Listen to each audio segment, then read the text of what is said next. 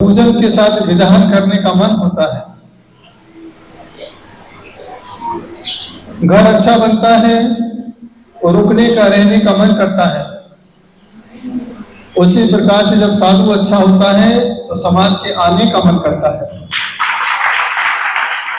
वर्तमान की स्थिति में अच्छी चीजों के प्रति सभी का आकर्षण रहता है, क्योंकि आज के समय जोड़ने वाली चीजें सबको पसंद है, तोड़ने वाली चीजें सबको पसंद नहीं है। मिक्सी थोड़े समय काम आती है, लेकिन जोड़ने वाली चीजें हर समय हर व्यक्ति के काम आती है। जो परिवार को जोड़ के रखता है वह परिवार के लिए सबसे प्रिय होता है। जो ग्राहक को जोड़ के रखता है उसी दुकान का व्यवहार अच्छा होता है। जो समाज को जोड़ के रखता है उसी को ही बार बार अध्यक्ष बनने का मौका मिलता है। जो राष्ट्र को जोड़ करके रखता है उसी को ही प्रधानमंत्री बनने का मौका मिलता है। जो समाज को जोड़ करके रखता है वही नमोकार मंत्र में अपने आप शामिल हो जाता है। नमोकार में 5 पद हैं, नमो अरियंताणम, नमो सिद्धानम, नमो आयरियानम, नमो वच्छायनम, नमो लोए सब सहनम। ये जोड़ने वाला मंत्र है। नमो अरियंताणम, इस मंत्र में सारे भगवान एक साथ जुड़े हुए हैं। एक साथ, एक ही वेदी पे आदिनाथ है, एक ही वेदी पे शांतनाथ है, एक ही वेदी पे पारसनाथ है। ऐसा नहीं है कि पारसनाथ की वेदी अलग कर दो, शांतनाथ भगवान की वेदी अलग कर दो, महावीर स्वामी की वेदी अलग कर दो। नमो अरिहंताणम जोड़ने का काम करते हैं। नमो सिद्धाणम, सिद्ध इस्लाम पर सभी जुड़े हैं। असंख्यात अनंत अनंत आत्मा सिद्ध इस्लाम पर विराजमान है। कैसी विराजमान है? जैसे एक बल्ब चालू करते हैं उजाला पूरे कमरे में हो जाता है, उसी प्रकार से जैसे अंधकार में सभी प्रकाश समाहित हो जाता है, अंधकार गायब हो जाता है, उसी प्रकार से जो सिद्ध इस्लाम पर जाता है वो सभी सिद्धों में अपने आप समाहित हो जाता है। नमो सिद्धाणम जोड़ने का काम करते हैं। नमो आयव्यानम, नमो वच्छायनम, नमो लोए सब साणम। इनका भी काम क्या होना चाहिए? जोड़ने का काम। तो आप साधु को भगवान मानते हो, आप साधु के रूप में प्रणाम सागर को याद नहीं करते हो, आप साधु के रूप में नमो आयव्यानम को याद करते हो। जो स्वाध्याय करते हैं उन्हें आप नमो वच्छायनम के रूप में देखते हो, और जो दीक्षा लेते हैं आप उन्हें नमो लोए संसाणुम के रूप में याद करते हो। यहाँ पर नाम की पूजा नहीं है, यहाँ पर काम की पूजा है। व्यक्ति की पूजा नहीं है, व्यक्तित्व की पूजा है। तो यहाँ पर जैन आचार्य कहते हैं कि जीवन में पूरे नमोकार ने जोड़ने का काम किया है, इसलिए इस नमोकार को अनादि अनिधन मंत्र कहते हैं। जो अनादि काल से अनंत काल से पानी पे सुनाया जाता है तो पानी का दूधक बन जाता है। फूल को सुनाया जाता है तो वह फूल कैसे कहते हैं, काम बल विध्वंसनाय पुष्पम, वो फूल भी पवित्र हो जाता है। नैवेद्य को सुनाया जाता है तो कहते नैवेद्य, नैवेद्य नहीं चाहिए मुझे कोई वैद्य, इसलिए मैं चढ़ा रहा हूं। नैवेद्य चढ़ाते ही निर्माल्य हो जाता है, भगवान की मंदिर के प्रति समर्पित हो जाता है, उसको भी हम दोबारा टच नहीं करते। एक दीपक जब भगवान के संपर्क में आता है, जैसे हम आरती घुमा देते हैं, वह आरती जब भगवान के संपर्क में आती है उस आरती से हम कहते हैं श्री जिनवर की आशिका लीजे शीस नवाए, भव भव की पातक कटे मेरे भी दुख। एक भगवान के संपर्क में आते ही उस अग्नि का सम्मान हो गया। एक धूप जब भगवान के संपर्क में आती है वो धूप से कहते मेरे अष्ट कर्म का नाश हो जाए। जो फल मल बन जाता था। जैसे वो फल भगवान के संपर्क में आता है, वही फल निर्मल हो जाया करता है, मोक्ष फल प्राप्त है। मतलब भगवान के संपर्क में आने के बाद जल का कितना बड़ा प्रभाव। जिस जल से अभी हम हाथ धो रहे थे, लेकिन भगवान के संपर्क में आते ही पूजनीय हो गया। अक्षय चढ़ाए तो अक्षय पद प्राप्त है, अक्षर पूजनीय हो गया।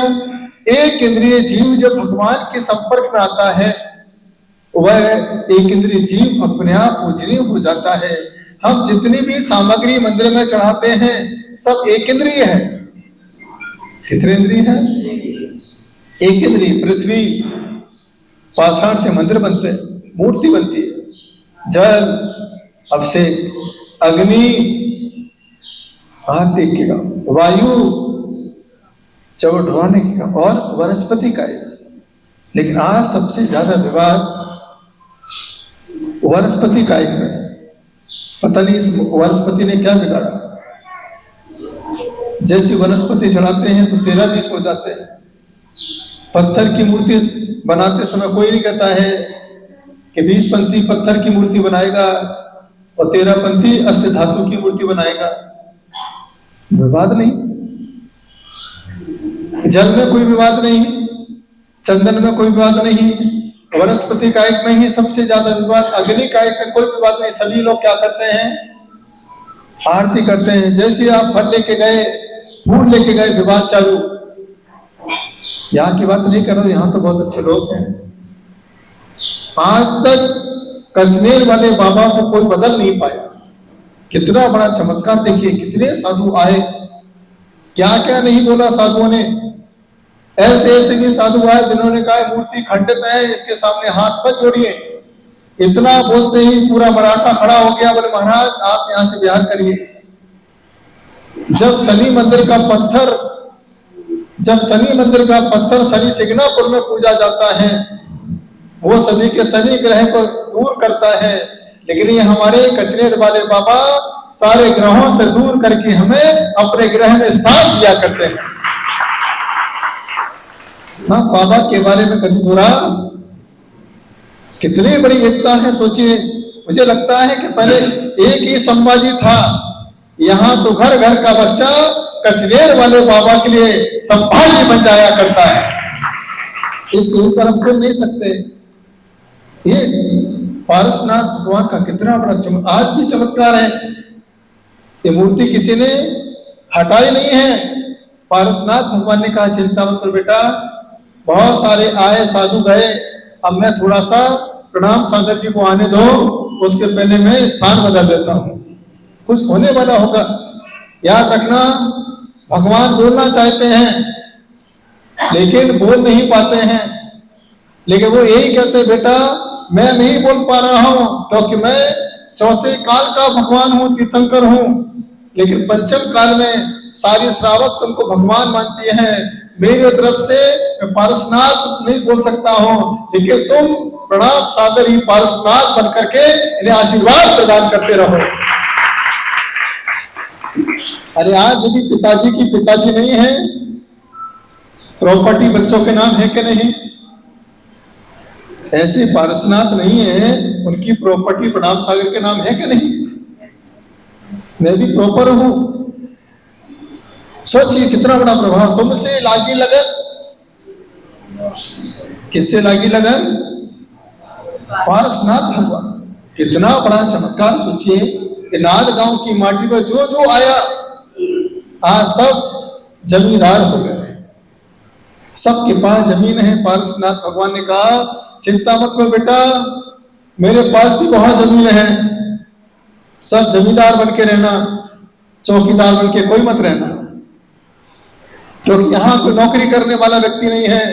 यहाँ नादगांव के लोग नौकरी नहीं करते हैं, पारसनाथ की सेवा करने वाले सभी को नौकरी दिया करते हैं, नौकरी पे रखा करते हैं। ये पारसनाथ भगवान का सबसे बड़ा प्रभाव होता है। एक ही बात कहते हैं पारसनाथ भगवान, जब मेरे सामने नाग नागिन तड़पते हुए आए तो मैंने भी उन पर दया करके क्या सुनाया। आज भी देवी देवता क्या कहते हैं, पद्मावती क्षेत्र पर क्या कहते हैं, मेरे पार्श्वनाथ ने मुझे नमोकार सुनाया तो मैं धनेन्द्र पद्मावती बन गया।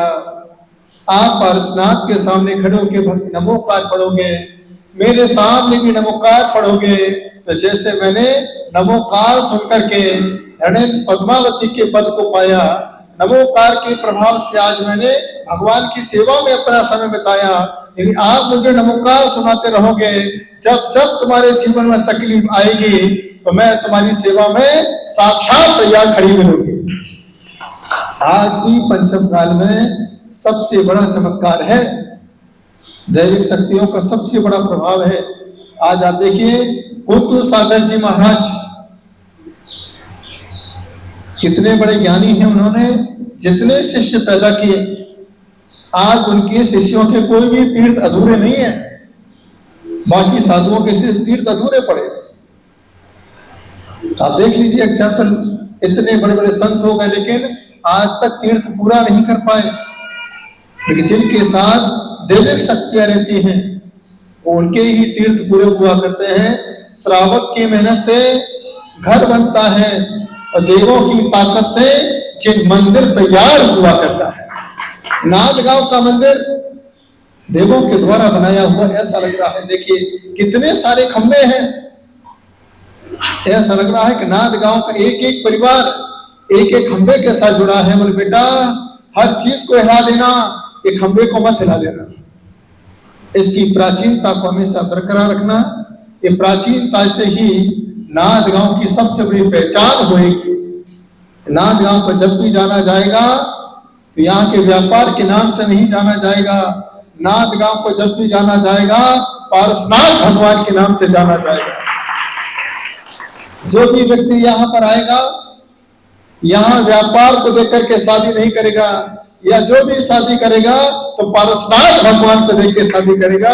मैं तो बेटा दे रहा हूं, बेटी दे रही हूं, किसको देख के? व्यापार तो कभी भी ज्यादा कम हो सकता है। आज तुम्हारे बच्चे की नौकरी है, कल नौकरी जा भी सकती है, प्राइवेट नौकरी की कोई गारंटी नहीं है। कई माता पिता सोचते हैं लड़का पूना में जॉब कर रहा है, अपनी बच्चे की शादी तो पूना में करूंगी। बच्चा मुंबई में जॉब कर रहा है, इंडिया के बाहर जॉब कर रहा है, लेकिन जब उसकी नौकरी छूट जाती है तो लड़का कहता होगा अब तो मैं क्या कर सकता हूँ, EMI भरते भरते मैं थक चुका हूँ, अब तो एक काम करो, नांदगांव जाने का मन कर रहा है। अब क्या करोगे? अब क्या करोगे बताओ? ऐसे कितने केस हुए कोरोना काल के अंदर। इस कोरोना काल में कितने बच्चों की नौकरी छूट गई, और आज भी कितने सारे बच्चों की हर दिन नौकरियां छूटती हैं। कोई भरोसा नहीं है नौकरी का। क्या सोच के आप लड़की को देते हो? कई बार मुझे बड़ा दुख होता है, क्योंकि मैं जब ज्योतिष पत्र का देखता हूं और महिलाएं कहती है कि मैं चाहती हूँ मेरी लड़की मुंबई जाए, सबसे बड़ा दुख मुंबई में है। सबसे ज्यादा दुखी जीवन पूना के अंदर, कोई शांति नहीं। एक पल के लिए इधर लड़का जा रहा है, इधर लड़की जा रही है, दोनों पैसा कमा रहे हैं, लेकिन बच्चे को खिलाने वाला कोई नहीं है। सोचो, नौकर उन बच्चों को खिलाते हो, सोचो क्या है जिंदगी। जब बच्चे बड़े होते होंगे उन बच्चों पर क्या असर पड़ता होगा। और सोचते होंगे जिस माता पिता ने मुझे नहीं पाला तो मैं बड़ा होकर माँ बाप का क्या ध्यान रखूंगा। सबसे बुरी स्थिति बड़े बड़े शहरों की है आज।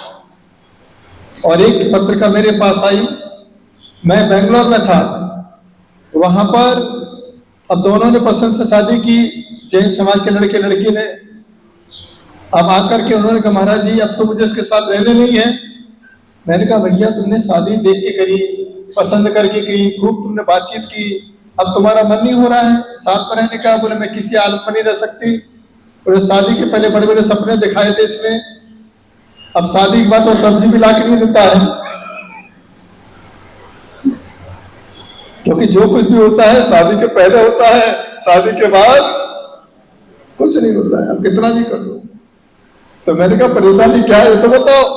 बोले परेशानी कुछ नहीं है, मैं भी जॉब करती हूँ और ये भी जॉब करते हैं। तो मैंने कहा परेशानी क्या? ठीक है, अच्छी बात है, दोनों को जॉब करना चाहिए। बोले परेशानी इस बात की है तो इनकी ड्यूटी रात की है और हमारी ड्यूटी दिन की है। अब जिसके लिए हमने शादी की थी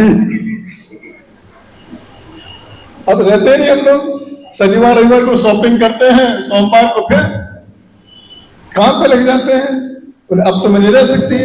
कोई बात नहीं, भट्टामर का पाठ करो, दोनों साथ में मिल करके भोजन करो, तो अपने आप 7वें दिन के बाद आके कहने लगे महाराज जी अब सब ठीक लग रहा है, दोनों का टाइम टेबल एक जैसा हो गया। तो जीवन में बहुत सारी परेशानियां और आने वाली ही आगे, कोई शहर में सुख नहीं है। जब जब भी परेशानी आएगी बड़े बड़े शहरों में ही आएगी, छोटे शहरों में कभी परेशानी नहीं आएगी। तो ऐसा जैन आचार्य कहते हैं एकता, एकता कहां पर है? जब हम मंदिर में आते हैं तो सब एक हो जाते हैं, सब काश निवार हो जाते हैं, कोई बाकी निवार, सब एक हो जाते हैं, कोई काश निवार बाकी निवार नहीं, कोई भोले छोले पांडे वांडे कुछ नहीं।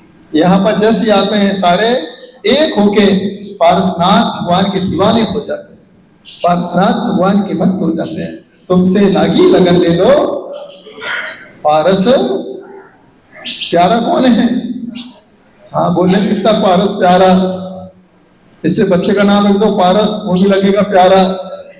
तो जैन आचार्य यही आपसे कहना चाहते हैं, जीवन में धर्म के लिए अपनी साधना करो, धर्म से बड़ा कोई सुख नहीं है। मैंने भी जॉब किया था, मैंने भी पिक्चरों में रोल किया, टीपू सुल्तान में मैं भी गया, मैंने भी बैंक के लिए सर्विस के लिए अप्लाई किया, मेरा भी जॉब लगा, बैंक के लिए कॉल लेटर आया था, तो अधेरी में इंटरव्यू दिया मैंने कॉल लेटर के लिए। ऐसा दुनिया का कौन सा काम है जो मैंने नहीं किया, लेकिन फिर भी मैंने वो बैंक का कॉल लेटर फाड़ दिया, यही सोच के फाड़ा यदि मैं नौकरी करूंगा अपनी पूरी एनर्जी दूसरों के लिए खर्च कर दूंगा, कोई भी चीज अपने दिमाग से नहीं कर पाऊंगा, मुझे हर चीज उसके दिमाग से करना पड़ेगी। यदि मैंने सीए किया है, एमबीए किया है, एमकॉम किया है, लेकिन हमारी पढ़ाई कोई काम करे, जैसा मुझे ऊपर वाला चलाएगा हमको वैसा ही चलना पड़ेगा, तो हमारा जीना बेकार। उसके बाद मैंने सोचा जहां भी नौकरी करूंगा जिंदगी भर उसी के साथ चलूंगा और आगे बढ़ूंगा, एक ही परिवार के बारे में सोच पाऊंगा। और कॉल लेटर फाड़ने के बाद यही विचार किया अब मुझे एक परिवार की नौकरी नहीं करना है, एक परिवार के लिए नहीं जीना है, जैन कुल में पैदा हुआ हो तो जैन समाज को आगे बढ़ाने के लिए जीना। मतलब कई बार मुझे दुख होता है कि आपके बच्चे किसके लिए जी रहे हैं, सिर्फ उनको 50,000 रुपए महीने, 1 लाख रुपए महीना मिलता होगा, 2 लाख मिलता होगा, लेकिन 2 लाख रुपए में साल भर में कितना पैसा कमाएंगे सोचो आज। और साल भर में 10 साल में तुम्हारे बच्चे एक फ्लैट की ईएमआई चुका पाते होंगे, 10 साल लग जाते होंगे। आज एक बड़े शहर का फ्लैट 1 से 1.5 करोड़ रुपए का आता है, सोचो आज। अब 10 साल में तो वो फ्लैट ले पाता है, यानी बच्चे पैदा होते हैं, फिर उनकी ईएमआई चालू हो गई, उनकी फीस भरना, उनको पढ़ाने लिखाने में समय निकल जाता है। अपनी लाइफ एक पल के लिए हम जी नहीं पाते, सुबह से लेकर शाम तक महीना आ गया, अब पैसा भरना है, इधर से मम्मी पापा का फोन आ जाए और बेटा 50,000 रुपये पहुंचा दो, बोले मम्मी अभी तो ये वही भरना है, एडजस्टमेंट कर लो नारगांव में, ठीक है बेटा कोई बात नहीं, तो अच्छे से रह ले। उस समय उस मां पर क्या गुजरती होगी। और अगर तबीयत खराब हो जाए, और तबीयत खराब होने के बाद डॉक्टर ने कहा कि हार्ट का सर्जरी करना है, 5 लाख रुपए लगेंगे, उसके बाद तुम्हारे पास पैसा कहां से होगा सोचो। एक पल के लिए विचार करिए, कहां से लाओगे पैसा? इधर उधर से कर्जा करोगे, और कर्जा करने के बाद कर्जा कभी कम नहीं होता है, इंटरेस्ट पे इंटरेस्ट अपने आप बढ़ता जाता है, आप कभी उसे चुका नहीं पाते हो। इसलिए जैन आचार्य कहते हैं कर्जा लेने से पहले मर जा, लेकिन किसी का कर्जा कभी नहीं लेना, मंदिर का भी कर्जा नहीं लेना। मंदिर का दान आज बोला है, रात को सोने के पहले चुका देना, नहीं तो क्या होगा, नहीं तो मंदिर के चमगादड़ बन के लटके रहोगे। आज पक्षी भी चींची कर रहे हैं ना, देखो चिड़िया, क्या पता कोई कर्जा रह गया होगा तो यहाँ बैठी चींची कर रही है। कभी कर्जा नहीं लेना। एक है श्रावक, बोले महाराज जी ऐसा आशीर्वाद दो कि लोग हमको जिंदगी भर याद रखें। मैं चाहता हूं ऐसा नाम हो जाए मरने के बाद भी हमारा नाम हो। मैंने एक काम कर, जीते जी भी तेरा नाम होगा, मरने के बाद भी तेरा नाम होगा। तो क्या उपाय बताओ? मैं कुछ नहीं, किसी बैंक से कर्जा ले ले और उसके बाद तू मर जा, बैंक वाला जिंदगी भर नाम। तो जैन आचार्य यही कहते हैं कि जिंदगी में कौन सुखी है? वही सुखी है जो पारसनाथ भगवान के साथ में खड़ा है। जो सुखी है वही तुम्हें सुखी कर सकता है।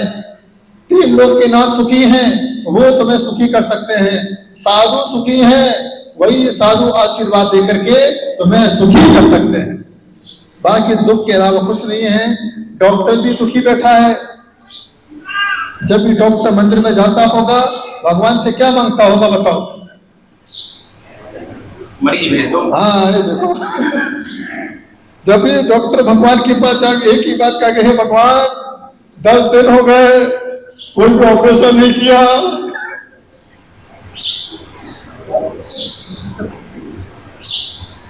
अब भगवान किसका सुने?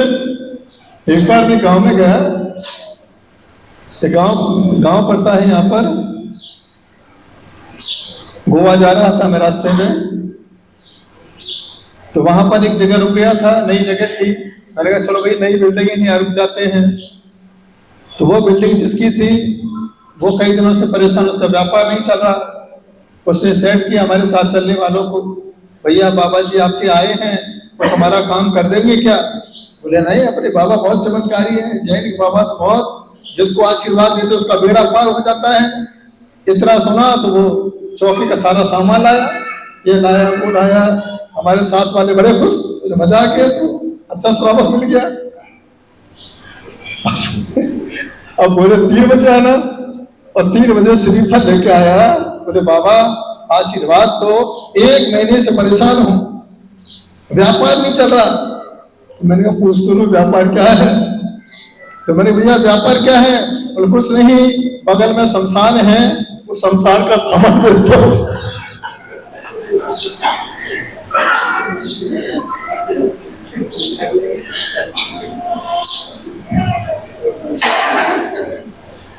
एक महीने से कोई भी नहीं मरा।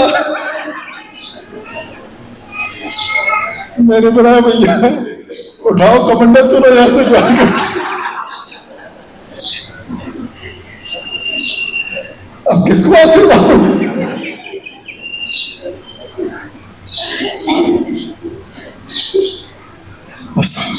सुबह सुबह आई है, कमंडल उठाया, बोले चलो महाराज जी। मैंने कहा आखिरी रास्ता।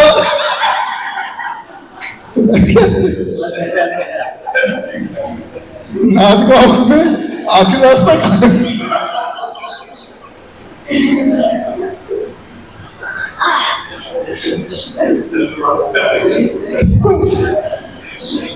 इन्होंने नांदगांव का आखिरी रास्ता दिखा दिया। अब सोचिए कि भगवान की शक्तियां किसे आशीर्वाद दें, विचार करिए। तो जैन आचार्य कहते हैं जिंदगी में कोई व्यक्ति सुखी नहीं है। सुखी वो है जो पारसनाथ भगवान की सेवा करता है। आज एक काका जी बैठे हैं पीछे, मैंने कहा काका जी दीक्षा ले लो, वो चश्मा लगाए बैठे। तेरे नाम हो गए हैं, 14वां तुम्हारा नाम आ जाएगा। और मैं एक ही बात कहना चाहता हूं, अंतिम मोक्ष का रास्ता तो दीक्षा है। दीक्षा के बिना मोक्ष मिलने वाला किसी ना किसी में, जब भी आपको मोक्ष जाना है तो आपको क्या लेना पड़ेगी? एक बार दीक्षा तो लेना ही पड़ेगी। स्त्री पर्याय को छोड़ना पड़ेगा, पुरुष पर्याय मानना पड़ेगा। दीक्षा लोगे, संयम को धारण करोगे, तभी तुम्हें कहां रास्ता मिलेगा। तो आखिरी रास्ता बार बार मिलता ही रहेगा। अब सोचिए, लोग मरने के बाद तुमको आखिरी रास्ते पर ले जाते हैं, हम तो क्या जीते जी निकल जाओ आखिरी रास्ते पे, इसके अलावा कोई दूसरा रास्ता? यही संयम का आखिरी रास्ता है दादाजी, यही संयम का आखिरी रास्ता है। इसके अलावा संसार का रास्ता 84 लाख योनियों में आपको भटकाने वाला मार्ग है। तो जीवन में रोज यही से प्रभु से प्रार्थना करो, तुमसे लागी लगन ले लो। किसकी शरण में जाना है? हाँ, बोलने में कितना अच्छा लग रहा है। अब लोग भजन गाते चौके में, ए गुरु साथ तेरा चेला बनूं मैं, हर पल तेरे। आज तक कोई साथ नहीं रहता है। जो भी महाराज आते हैं उनको बोले, जब तक तेरे हर पल तेरे साथ रहूं मैं। सावन का महीना भी आ जाता है, भादव का भी आ जाता है, कुमार का सब आ जाते हैं, लेकिन ये श्रावक नहीं आते हैं। कितने छोटे छोटे भजन बना दिए। तो जैन आचार्य यही कहते हैं, जीवन में हमेशा सब छूट जाए लेकिन भगवान का साथ कभी मत छोड़ना। आज बहुत सारी माताएं शिकायत करती है कि बच्चे मंदिर नहीं जाते हैं। ऐसा बोला करो, ऐसा पाप किया है बच्चों ने कि भगवान इसे मंदिर नहीं बुलाता है। जब तक हमने अपने कर्म का बंद नहीं किया है, मंदिर के रास्ते खुले रहेंगे। जिस दिन आपने कर्मों का बंद कर लिया, मंदिर का रास्ता सामने से रास्ते से निकल जाओगे, मंदिर आने का मन नहीं होगा। आज दादी माँ मंदिर आ रही हैं, इसका मतलब इनका रास्ता भी खुला है। और जो मंदिर नहीं आ रहे हैं, इसका मतलब जैन धर्म का रास्ता उसके लिए बंद होने वाला है। इससे जीवन में यही भावना भाना, जिने भक्तिर जिने भक्तिर जिने भक्तिर दिने दिने सदा में स्तु भवे हुए, ऐसी भावना हमेशा बना के रखना। जिंदगी में कहीं पर भी कोई सुख नहीं है। सुख यदि मिलेगा भगवान के चरणों में ही सुख मिलने वाला है। यहीं पर ही शांति मिलती है, यहीं पर ही व्यक्ति अपने दुखों को रोता है, यही अपने आंसू बहाता है। बाकी के सामने आंसू बहाओगे तो आप उसके लिए मजाक बन जाओगे। लोग तुम्हारे मजे लेंगे, मजाक उड़ाएंगे। यदि आपको परेशानी आई है और पड़ोसी को बोल दिया तो आपके संसार के रास्ते वो बंद कर देगा। भैया शादी मत करना, बहुत परेशान है, रोता हुआ मेरे पास आया, गई भैंस पानी में, और बता दो पड़ोसी को। कभी अपनी परेशानी पड़ोसी को मत बताना। घर में रूखा सूखा भोजन कर लेना, लेकिन बाहर तो बढ़िया चकाचक ठंडे लबार वाला भोजन करना। कभी मत बताना कि मैं परेशान हूं। साधु को बोलो, साधु कभी तुम्हारी परेशानी सामने नहीं बताएगा। आज का जमाना बहुत खराब है। आज बहुत सारे बच्चों की शादी क्यों नहीं होती है? सिर्फ चुगली करने की वजह से। कहां तुम लड़की दे रहे हो, पागल हो क्या? छोटा सा घर है इनका, जबकि बच्चे की नौकरी अच्छी है, लेकिन क्या कहोगे? छोटा सा घर है, खाने को 2 टाइम की रोटी नहीं है। इनके पापा छोटी सी दुकान पे बैठते हैं, दिन भर मंदिर में बैठा रहता है। लड़की जिंदगी में परेशान रहेगी। छोटा सा गांव है, नामी नाद और गांव से जुड़ा है। गांव मत करना शादी में, तो लास्ट वार्निंग दे रही हूँ। हो गया काम उसका, तो याद ही नहीं कि गई कौशल्या माता कहने का तो ऐसी चीज कभी मत करना। अगर तुमने किसी के लिए बुरा सोचा है, एक दिन ऐसा आएगा पाप कर्म, कल वैसा ही तुम्हारे साथ बुरा होगा। आज तुम्हारा पुण्य है, कितना पुराना संतोष, आज वैसी संतोष दिख रहा, कितना संतोष हो। संतोषी माता है इसकी,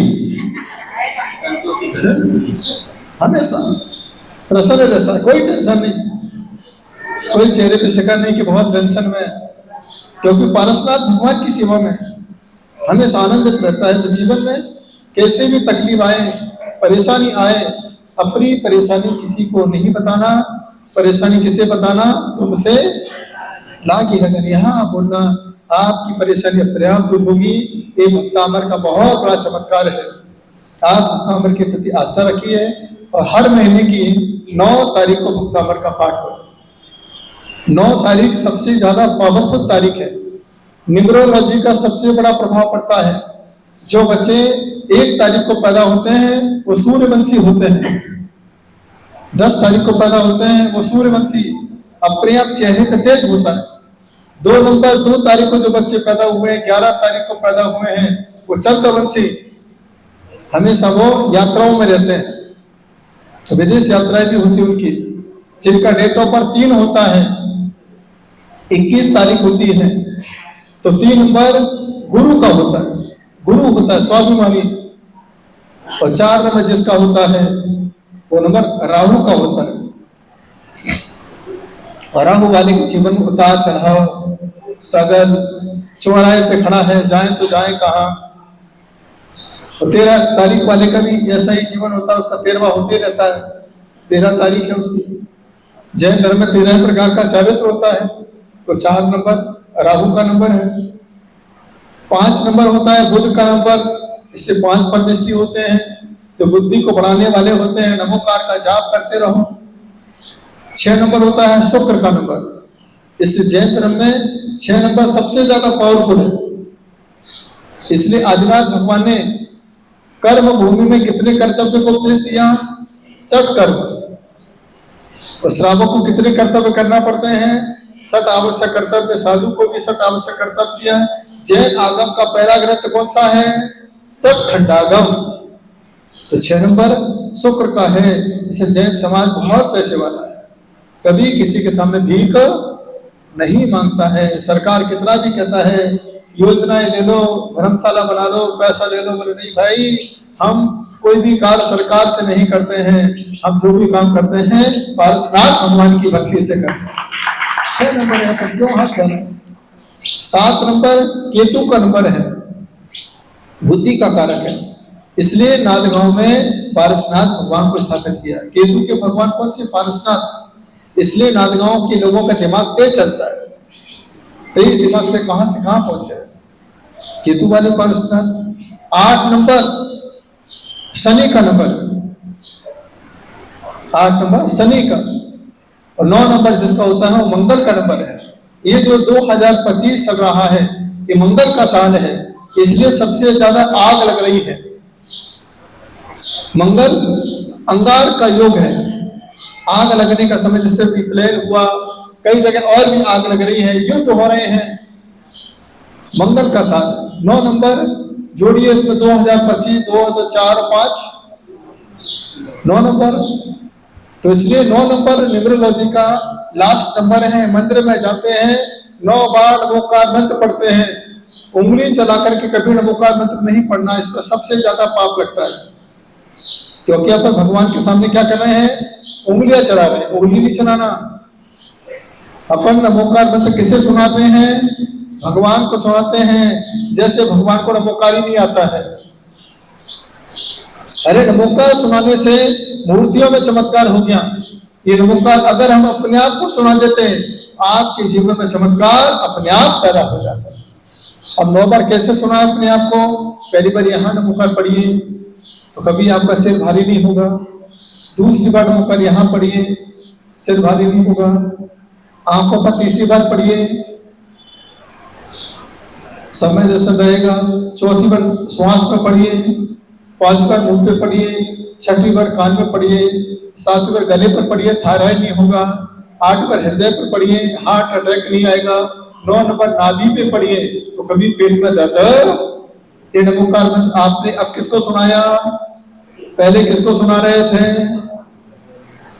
ये नमोकार मंत्र। 9 नंबर मंदिर में जाते हैं तो 9 बार नमोकार पढ़ते हैं और पूजा भी करते हैं। नव देवताओं की सदा जो, नव देवता।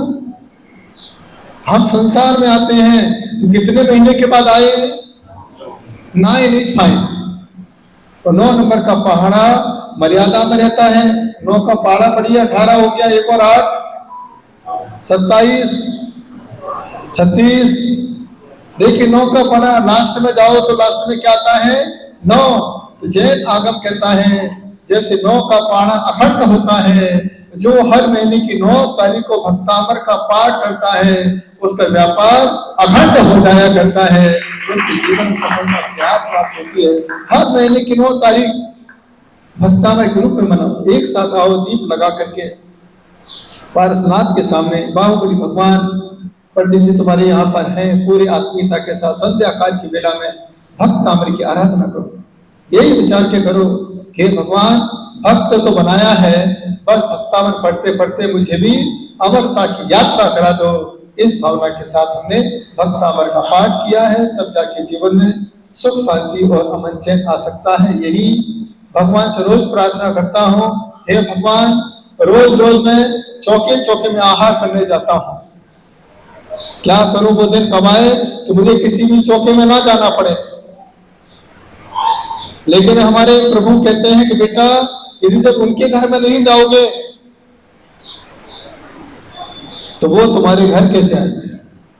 पारसनाथ तो घर घर नहीं जा सकते हैं, लेकिन संत बन के जब किसी के घर में हाथ फैलाओगे, यही भावना के साथ साधु आहार के लिए हाथ नहीं फैलाता है, साधु इसी भावना के साथ हाथ फैलाता है, जो जो तुमने पुण्य कमाया है वो मेरे हाथों में दे दो, बस जो मैं साधना करके पुण्य कमाऊंगा ऐसा पुण्य मैं तुम्हारे सिर पे आशीर्वाद देके देता रहूंगा, इससे आप आकाश की ऊंचाई छूते रहो। इसलिए जो संतों के हाथ में ग्रास देता है, संत उसे दोनों हाथों से आशीर्वाद देता है। मेरे सिर पर रख दो बाबा अपने दोनों। सोचिए कितना बड़ा पुण्य है। ऐसा जैन आगम में लिखा है कि जो संत की अंजलि में एक ग्रास में दे देता है, एक दिन ऐसा आता है कि संयम को धारण करके इसी प्रकार से वह आहार ग्रहण करता है। इतना बड़ा पुण्य है। सोचिए ये पंचम काल है, पुण्यात्मा जी हैं आप लोग। नादगांव में जो भी साधु आता है तो नादगांव का तो बहाना है, यहाँ तो कोई भी साधु पारसनाथ भगवान के दर्शन करने के लिए आता है। जब कोई कहता है कि 100 साल से पुराना मंदिर यहाँ पर है, तो साधु का मन अपने आप नादगांव आने का होता है। यह सौभाग्य है यहाँ के समाज का। 16 साल के बाद फिर मिले हम तुम्हें। कई बच्चे 16 साल के हो गए होंगे, कई बच्चे 32 साल के हो गए होंगे। तो कितना समय, देखो दादी माँ आज जैसी थी वैसी है, आराम करेगी होगी। तो जैन आचार्य कहते हैं जो मिला है उनके प्रभाव से मिला है। बच्चों से भी कहना चाहता हूँ हमेशा धर्म से जुड़े रहें, भगवान की भक्ति करें। तो स्त्री पर्याय का जीवन सब भगवान के भरोसे चलता है, सब भगवान के भरोसे। आप कितना भी कर लो फिर भी ये तुम्हारे ऊपर भरोसा करने वाले फिर कोई भरोसा। जब सीता पे नहीं किया राम ने तो तुम्हारे ऊपर कौन करे भरोसा। ये तो तुम्हारा वहम है कि हमारे पति हमको बहुत चाहते हैं, अगर चाहते तो तुमको भी इंद्राणी बनाते। तो हमारे कैसे लेकर गुप्ता जी देख रहे हैं।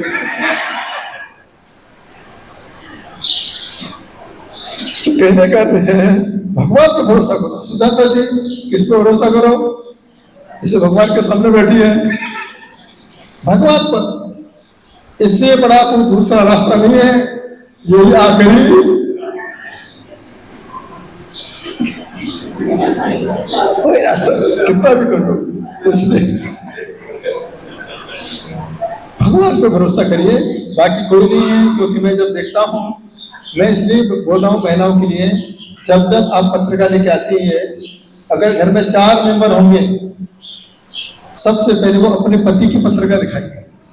सबसे पहले महाराज जी मेरे पति की देख लो, बहुत परेशान रहते हैं, रात को उदास होके आते हैं, बात नहीं करते हैं, मैं पूछती हूँ तो कुछ जवाब नहीं देते हैं। दूसरी पत्रिका वो अपने बच्चों की दिखाएगी, लास्ट में कहेगी महाराज जी समय हो तो अपन ने तो इतना समय निकाल लिया और निकल जाएगा, हमारी भी देख लो। सबसे लास्ट में वो अपनी दिखाती। सोचे आज किसी भी लेडीज को अपनी चिंता नहीं है, सबसे पहले वो पति की चिंता करती है, अपने बच्चों के बारे में सोचती है कि अपना तो जीवन निकल गया और जो बचा है वो पारसनाथ भगवान निकाल देंगे। बस मेरा जीवन, ये सुखी है तो मेरा जीवन है, ये दुखी है तो लगता है कि मेरे जीवन में कुछ भी नहीं है। इसलिए आपको धर्म पत्नी कहते हैं। तो जीवन में हमेशा पारसनाथ भगवान की आराधना करो। या दिव्य शक्तियां हैं मंदिर में, कई जगह एक ही क्षेत्रफल होते हैं, इस मंदिर में तो सबसे ज्यादा क्षेत्रफल है, तो वो भी जागृत है। इस मंदिर में ऐसा चमत्कार है, मैंने भी साधना की पहले, इस मंदिर में कोई रात को सो नहीं सकता है। एक बार संतोष रात को सो के देखना,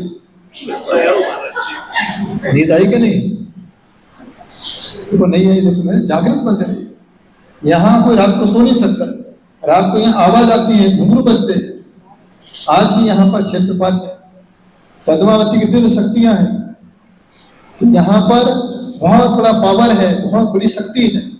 तो यहाँ वही आ सकता है जो पारसनाथ भगवान का परम भक्त है, जो भगवान की सेवा में रहता है, वही आ पाता है। तो मेरा आपसे यही कहना है कि जीवन में जो श्रावक यहाँ बैठे हैं रोज अभिषेक करें, पूजा पाठ करें, महिलाएं भी पूजा पाठ अभिषेक करके यही भावना भाए कि मेरे जीवन में जिनको संपत्ति हो, जब भी भगवान के सामने जाओ, अच्छेमी पूजेमी वंदनामी नमस्कामी दुख कहो कोई भी ना हो सुबह नम समाई होना, जिनको संपत्ति ऐसा जरूर बोलना चाहिए, तभी जाकर के आपको दर्शन का पूरा लाभ प्राप्त हो सकता है।